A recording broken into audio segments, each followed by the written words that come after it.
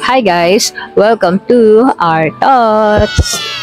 And in this video, ako lang muna yung magsasalita kasi siya ay nagkakabisado ng lines niya. Kasi may nakita siyang casting sa social media. Titignan muna niya kung kaya niyang kabisaduhin tapos saka siya magpapas. So ako naman ay mag-share sa inyo.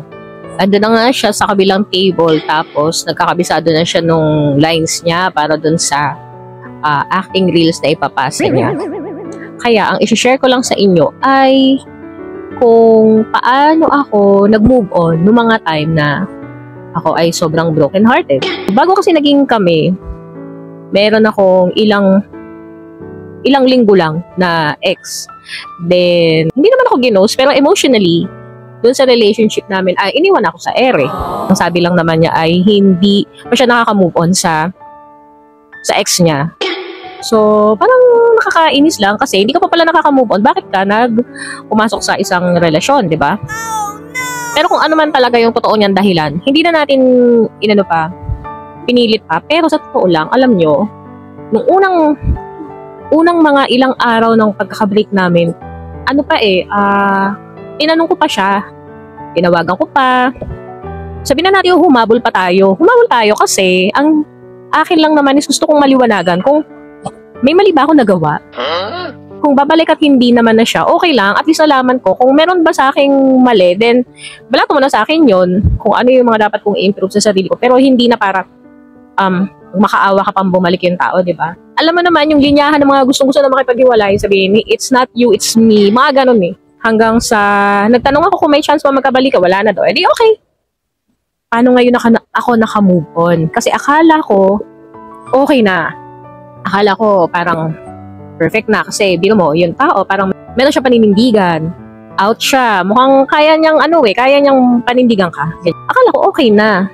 May mga plano, may mga ganyan, tapos sweet. Napaka din naman niya kaysa social media. Pinapakita niya talaga na hindi naman sobrang low-key pero nagko-comment siya, nagpapakilala siya as siya yung partner ko that time. Hindi yung parang nilolow-key ka, hindi ganoon. So, akala ko okay na. Paano ako ngayon naka-move on sa biglang isang iglap iniwang ka? Ganito yan. Alam niyo ba na kapag ako, binibreak, saka ako pumapayat, saka ako nag-aayos ng itsura, nagda-diet, saka ako nag-gym, saka ako nagsusumba, saka ganun eh. Saka ako iniingatan yung sarili ko. Pero, deep inside, talagang durog na talaga yung puso ko nun, guys. May mga TikTok din ako, ganyan. Tapos, sumasayaw kami meron kasi ako naging helper eh. Parang ang saya ko naman sa TikTok. Hindi naman yung parang OA yung saya. Pero, marami naman natutuwa kasi ang bilis ko nga daw makamove on, ganyan. Pero deep inside, pag after ng TikTok namin, ayan, i-open ko na dun sa aking naging helper na naging parang BFF ko that time na ang sakit talaga. So, paano tayo nakamove on ngayon ng mga ilang panahon lang? Ganito kasi yan. Ako kasi, meron akong mga hobbies. Alam ko rin kung saan ako mas talented. Time na yon, alam ko naman na ako ay hobby ko kumanta.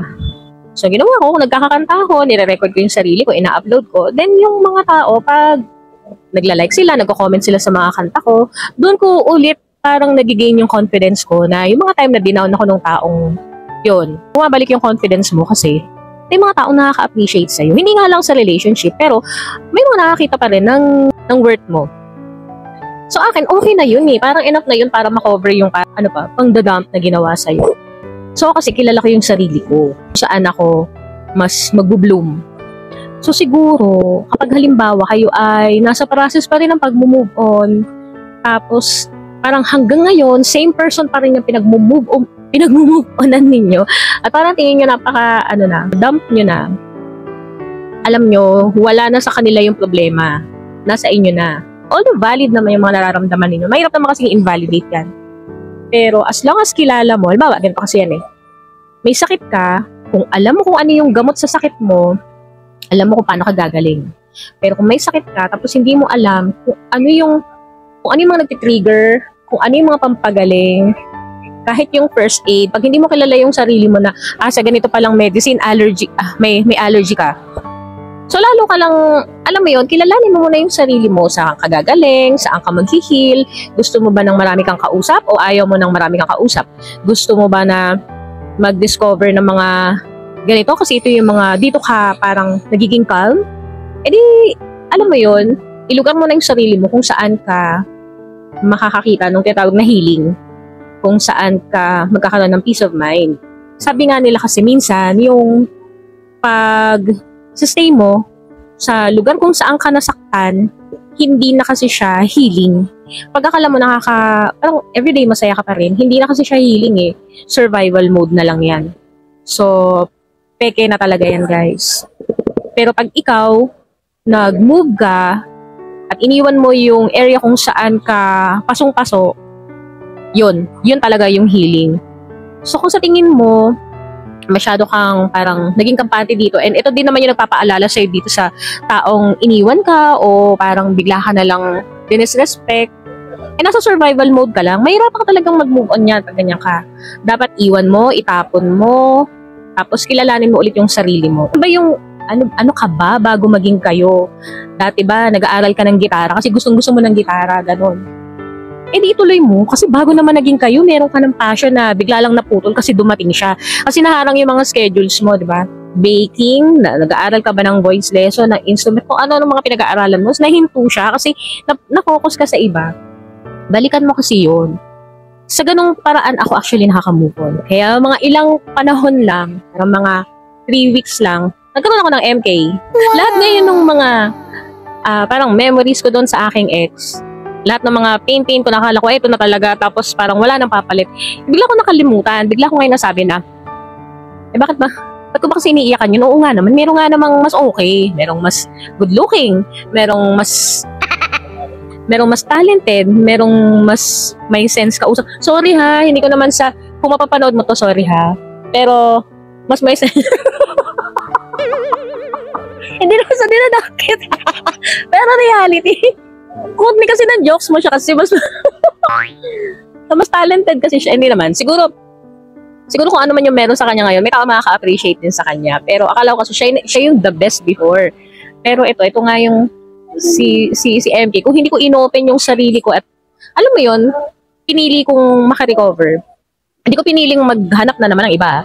Kumbaga, hindi ko piniling makarecover at ayusin ko yung sarili ko. Wala rin dadating sa akin na MK. Kasi nung nakita niya ako, nung una pa lang, nagandahan siya sa akin, ganon.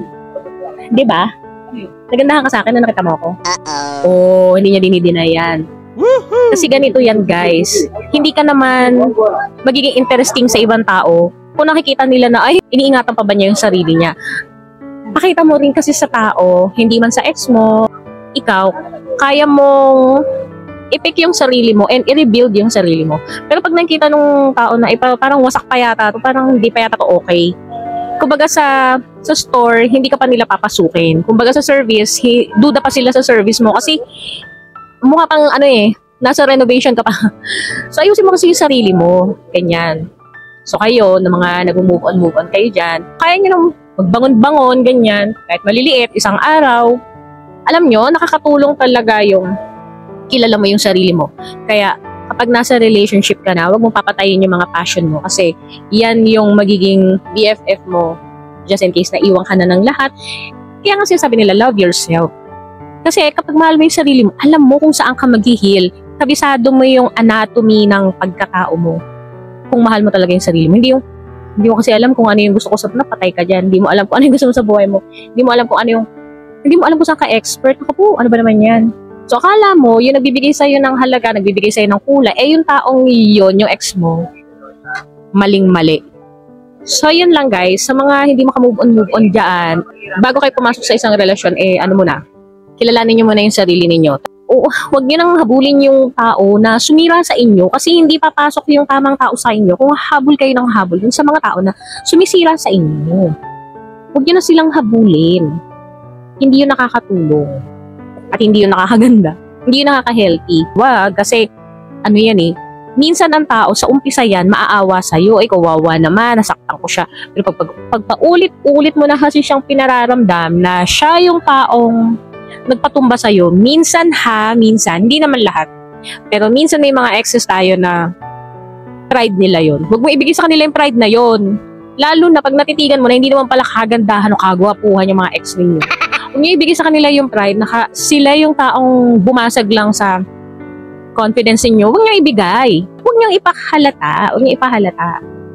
Actually, hindi sila yon. Kayo yon. Kayo yung naging kalaban ng sarili niyo. Kasi kahit sabihin niyo na itong taong to pinapil sa'yo na worthless ka, pag alam na, kabisado mo sa sarili mo na expert ka, na magaling ka, na lady boss ka, wala lang yung taong yan sa'yo, langgam lang yung boses yan, promise. Tama lang umiyak, wala namang problema, nagmahal kayo. Pero, enough na dun sa ilang, huwag nyo nang i-post, parang awa nyo na. Huwag nyo nang i-post. Ay, naku, huwag nyo na. Yan lang guys, yun lang naman, ang akin lang naman. Ipakita nyo na winner kayo, kahit mabasag-basag na kayo sa loob. Diba, may kanta na the warrior is a child. Lumabang ka, pero sa loob-loob mo, okay lang yung umiyak ka. Pero sa labas, hindi mo kailangan mag-pretend ka na strong. Pero not all the time kasi, ang tao ay ibibaby ka. The more na nasasaktan ka, may iba dyan na mag-take advantage. So, guard yourself. Malay mo, makakita ka ulit ng mas deserve. Diba?